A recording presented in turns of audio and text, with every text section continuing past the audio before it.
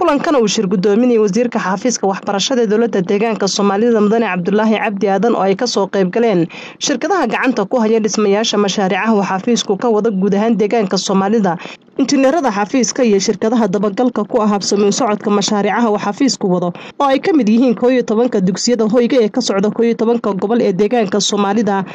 balaarinta iyo dayactirka qaar kamid ah dugsiyada sare ee ku yaala deegaanka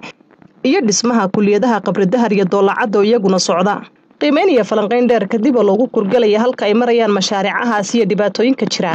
ayaa waxay dhankoodan soo jeediyeen qandaraaslayaasha iyo shirkadaha gacanta ku haya mashaariicahaasi halka ay marayaan mashaariicaha uu xafiisku wado waxaana ugu dambeyntii la faray shirkadahaasi kala duwan inay muddo 2 bilood gudahooda ay ku soo gabagabeeyaan mashaariicahani oo qaar kamid ah ay ka muuqdeen jiitan iyo dib u dhac ballaaran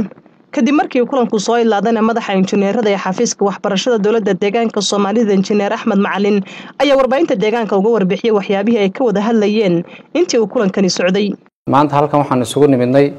shir kaas oo aan ku qiimeynay geed socodka mashaariicda xafiiska waxbarashada uu wado waxaan isugu nimidnay shirkadaha dhismaha wada iyo shirkadaha la talinta iyo anagoo xafiiskii waxbarashada ee mashaariicda lahaa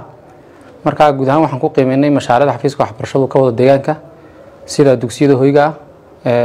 kulliyadaha sidoo kale chiefka laga wado iyo sidoo kale dayactirada dugsiyada sare marka si guud waxaan si fiican oo warbixin fiican ka dhageysanay shirkadaha dabagalka ku ahaa mashaariicda iyagoo ay fadhiyaan shirkadihii qandaraaslayaasha dhisay marka waxaan warbixinta kadib waxaan isla qiimeynay geedi socodka dhammaan mashaariicda ay gacanta ku hayaan waxay kala noqdeen anagoo ka duulina qiimeyntii iyo caqabadaha jira iyo ma garanaysaa xalkooda waxaan isla qaadanay 3 mashruuc oo kamid ah oo dhismayaasha boodhnada ah gaar ahaan hoyga inay dhammaadaan hadii la bisha Naas ee 30keeda sidoo kale qaybta labaad oo iyaguna dhammaan doona bisha Maskaram iyo qaybta saddexaad oo iyagu dambeyn rubaca saddexaad dhammaan doona hadii la yiraahdo sidoo kale waxaan si fiican isula eegnay dugsiyada maxaa la dhahaa mashaariicda ka socota kulliyadaha gaar ahaan Qabridahar iyo Doolacad TTC marka mashaariicdaas oo gaar ahaan Doolacad kulliyada Doolacad mashaariicdaas way taagan yihiin waxaan la isla gartay xalkooda insha Allah taala in ugu dambeyn wixii xal ah si socon lahaayeen ma garanaysaa dhamaystirkooda la isla qaato oo shirkadii la talinta iyo anagoo aan ka wada hadalay marka si guud markaan u hadlo waxa farxad noo ahayd in maaragtay maanta kulankan si fiican ugu qabsoomay isla markaasina aanu isla aragnay mashruuc walba xaaladda uu ku sugan yahay heerka uu marayo iyo caqabadiisa iyadoo ku soo gabagabeynina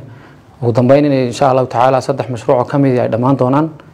bishan Naas inta kalena insha Allah ugu dambeyn ruuc ay dhamaan doonaan marka